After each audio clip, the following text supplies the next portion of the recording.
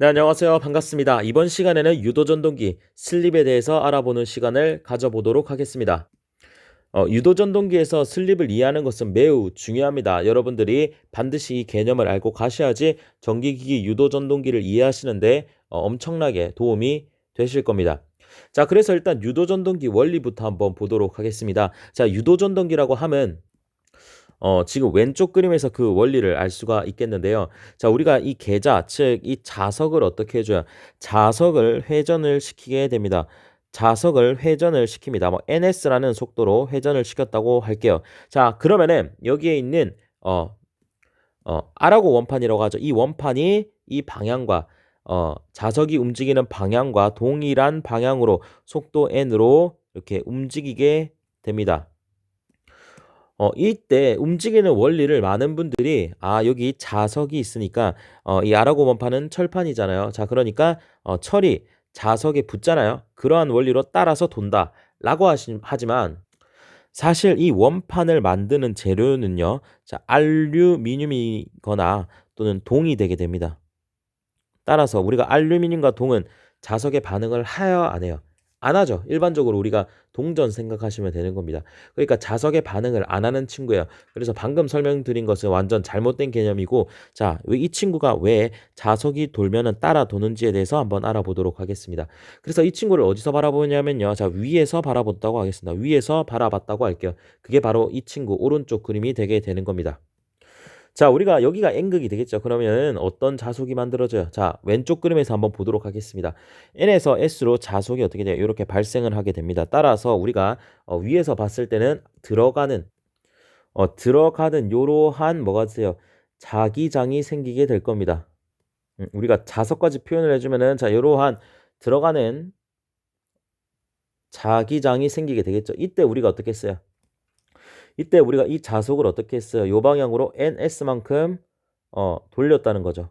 자, 그러면은 자, 이 자석을 ns만큼 돌렸다라는 말은 원판 입장에서 보면 원판은 뒤로 가는 거 맞아요? 원판 입장에서는 원판은 뒤로 간다라고 생각해도 되나요?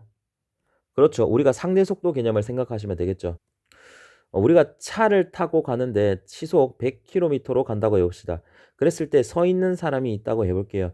우리가 차 안에서 100km, 시속 100km로 달리고 있는 차에서 이 사람을 봤을 때 이 사람은 마치 뒤로 100km로 가는 것처럼 보이는 거죠. 이게 뭐예요? 상대 속도의 개념입니다. 자, 상대 속도가 유도전동기에서 매우 중요하게 되는 겁니다. 자, 그래서 어쨌든 간에 이 원판 입장에서는 이 자석이 앞으로 가니까 마치 뒤로 간 것처럼 속도 V가 이쪽으로 걸리게 될 겁니다. 자, 그럼 우리가 유기 기전력 공식 중에 E는 V 크로스 BL이라는 이러한 식이 있죠. 따라서 지금 조금 이게 2D라서 좀 보기가 힘들지만 우리가 3D로 한번 보도록 하겠습니다. 자, 이렇게 자, 이렇게 3D로 한번 보도록 하겠습니다. 그러면 자기장은 분명히 안으로 어떻게 돼요? 화면 안으로 이렇게 들어가는 방향이 될 겁니다. 얘가 뭐가 돼요? B가 되는 거죠. V는 위로 향하는 방향이니까 이게 뭐가 된다? V가 될 겁니다. 자, 그럼 V 크로스 B는 이렇게 될 거죠. 이게 뭐예요? 유기기전력 E가 요 방향으로 생기게 될 겁니다. 바로 플레밍의 뭐예요? 오른손 법칙이라고 할 수가 있겠죠. 자, 그럼 유기기전력이 여기로 생긴다는 거죠. 여기 어느 방향으로? 요 방향으로 생기게 된다는 겁니다. 결론적으로 여기에 전류가 생기게 되는 거죠. 유기기전력 E에 의해서요. 자, 그럼 또다시 우리가 한 번 더 보도록 하겠습니다. 자, 우리가 F는 I 크로스 BL이라는 게 있죠. 플레밍의 왼손 법칙이죠. 자, 그러면은 우리가 I가 요 방향이죠. I가 왼쪽 방향이 됩니다. 자기장은 어떻게 해요? 여전히 들어가는 방향이 되겠죠. 그럼 자기장은 여전히 들어가는 방향이 되겠고 I는 요 방향이 될 겁니다. I는 요 방향이 될 겁니다. 자, 그러면은 우리가 요 방향으로 F가 생긴다는 것을 알 수가 있어요. 요 방향으로 F가 생김을 알 수가 있겠죠. 플레밍의 왼손 법칙입니다. 따라서 이 방향으로 어떻게 된다? 힘을 받게 되는 겁니다. 따라서 이 파란색 방향으로 힘을 받기 때문에 이 원판이 어떻게 된다? 이 방향으로 돌을 우리가 알 수가 있는 거죠. 여기서 우리가 중요하게 생각해야 되는 게 뭐냐면은 자, 힘을 받기 때문에 이 친구도 속도가 생겨서 돌게 될 겁니다. 근데 이 n이라는 속도는 반드시 ns보다 작아야 됩니다. 왜? 만약 같게 되면 어떻게 돼요? n과 ns가 같게 된다는 것은 여기에 v가 나타나는 거예요, 안 나타나는 거예요? 이 v는 뭐였어요? 상대 속도였습니다. 자, 속도가 같게 되면 상대 속도가 나타나나요, 안 나타나나요? 자, 우리가 100만큼 차에 타고 있어요. 옆에 있는 차도 100만큼 가고 있어요. 그러면 우리가 이 차를 바라봤을 때 속도는 0으로 보이는 거죠. 무슨 말인지 아시겠죠? 그러니까 n과 ns가 같게 되면 이 v가 사라지기 때문에 여기에 어떠한 유기기전력도 발생을 하지 않아서 절대로 일어날 수 없는 일이 생긴다는 거죠. 따라서 우리는 이러한 걸 알 수가 있습니다. 자, 우리가 ns보다 뭐가 된다? 무조건 n이 작다는 거죠.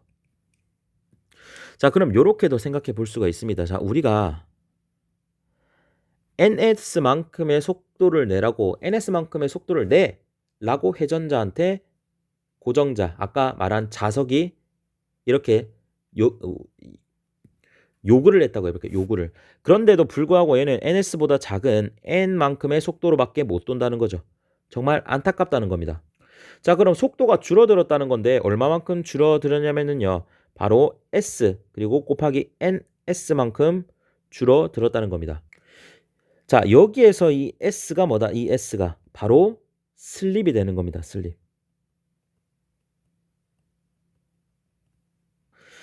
자, 우리가 여러 가지 비율을 한번 써보도록 하겠습니다. 자, 여러분들이 월급을 받았어요. 자, 월급을 얼마 받아서 처음에는 100만 원을 받았습니다. 그런데 세금이 띄었어요. 세금을 얼마 띄었어요? 세금을 10만 원 띄었다고 합시다. 그럼 최종적으로 여러분들의 남는 돈은 뭐예요? 90이 되는 거죠. 자, 그러면은 이 10만 원이란 돈은 어떻게 나왔어요? 이 10만 원이란 돈은 분명히 이렇게 나왔을 겁니다. 전체 100만 원에서 세율이 있을 겁니다. 세율이 몇 퍼센트? 10%란 거죠. 0.1 이렇게 해서 어떻게 나온 거예요? 아, 10만 원이 나온 거죠. 그럼 이때 100이 뭐예요? NS가 되는 겁니다. 0.1은 뭐예요? 슬립이 되는 겁니다. 슬립은 뭐예요? 손실률이다라고 생각을 해주시면 되는 거예요. 또 다른 비유가 있습니다. 자, 여러분들에게 제가 100만큼 가르쳐 드렸어요. 그런데 100을 가르쳐 드렸는데 100을 다 기억하기는 쉽지가 않죠. 알고 보니 공부하고 남은 게 90밖에 안 된다고 합시다. 그러면 10은 잊어버린 거죠. 원래 100을 가르쳐 줬던 거에 10%를 까먹었다고 생각하면 되는 겁니다. 그때 10%를 슬립이라고 하는 겁니다. 자, 그렇기 때문에 이 슬립은 일반적으로 범위가 어떻게 되겠어요? 0에서 1 사이가 됨을 알 수가 있습니다. 슬립이 0이 된다는 것은 손실이 없다, 세율이 없기 때문에 100만 원을 벌었을 때 100만 원을 다 받는 경우죠. 이 경우는 없다라는 겁니다. 왜? 동기속도 ns와 실제 n과 같아지는 경우는 없다고 했으니까요. 실제 무부하 상태, 부하가 아무것도 없는 상태라 할지라도 ns와 n은 어떻다? 거의 같다고는 못 보는 겁니다. 그러니까 무부하 상태가 뭐예요? 자, 이렇게 되어 있습니다. 아까 원판을 그린 겁니다. 원판을 그렸어요. 여기에 자석을 이렇게 냅뒀습니다. 근데 원판에 부하가 많이 걸려 있어요. 많이 걸려 있을수록 어떻게 되겠어요? 손실이 많이 생기겠죠. 그러니까 이거 ns를 돌더라도 얘가 n만큼 돌 거 아니에요. 그런데 부하가 많으면 많을수록 얘가 어떻게 돼요? 속도가 떨어지겠죠. 무거우니까. 슬립은 그러면 어떻게 돼요? 커지겠죠. 손실이 커진다니까요. 자, 그런데 무부할 때는 어떻게 돼요? 무부할 때는 아무것도 없으니까 속도가 제일 빠른 상태가 될 겁니다. 거의 어디에 근접해요? NS에 근접한다 라고 여러분들이 이해하시면 되겠죠. 자, 그렇기 때문에 일반적으로 슬립에 보면은 0에서 1 사이가 될 겁니다. 슬립이 1이 되는 경우는 완전히 손실이 제로인 거죠. 우리가 100만 원을 벌였는데 남는 게 0원이에요. 그러니까 1인 경우는 뭐예요? n이 제로일 때인 거죠. 자, 그럼 우리가 만약에 이런 경우도 있지 않습니까? s가 0보다 작은 경우, 음수인 경우는 어떨까요? 음수인 경우. 자, S는 손실이에요. 손실이 음수라는 것은 손실의 반대말이 뭐예요? 이득인 거죠. 그러니까 이런 겁니다. 이 경우에는 우리가 제가 100을 가르쳐 드렸어요. 그런데 결과값이 뭐야? 120인 거야. 130인 거야. 이건 스스로 뭔가 발전을 한 거 아니에요? 뭔가 알아낸 거죠. 자, 그러니까 슬립이 0보다 작다 하면은 이거는 유도 발전기로 쓰인 겁니다. 자, 그런데 슬립이 1보다 크다. 1보다 크면은 이게 100만 원을 벌었어. 100만 원을 벌었는데 세금이 110만 원이야. 이 사람 새끼입니까? 이건 뭐예요? 이 거꾸로 이거 제동을 시켰다는 거예요. 다시. 자, 제가 100만큼 가르쳐 드렸어요. 100만큼 가르쳐 드렸는데 알던 것도 까먹은 거야. 100을 가르쳐 드렸는데 마이너스 10이야. 이건 뭐예요?